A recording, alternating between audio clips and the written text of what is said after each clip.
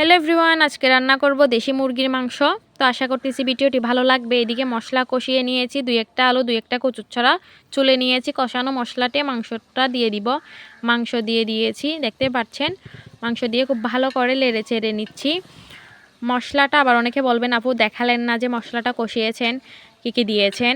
মশলাতে আমি পরিমাণ মতো তেল দিয়ে পেঁয়াজ, আদা, রসুন সব কিছু পরিমাণ মতো, হলুদ, মরিচ, মশলা, তেজপাতা, এলাচি, এগুলাই শুধু লবণ, এগুলা সব কিছু দিয়ে খুব ভালো করে আমি মশলাটা তেল বা একদম বেশি ওঠা পর্যন্তই কিন্তু কষিয়ে নিয়েছি। তারপরই মাংসটা দিয়েছি।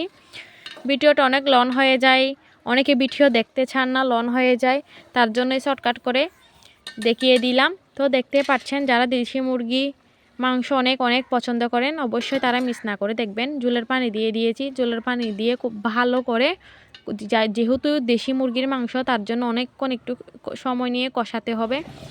এই যে দেখতে পাচ্ছেন, অনেকক্ষণ কষানোর পরে আমার রান্নাবান্না শেষ। তো আশা করতেছি ভিডিওটি ভালো লাগবে। যদি ভিডিওটি ভালো লাগে অবশ্যই চ্যানেলটি সাবস্ক্রাইব করে রাখবেন।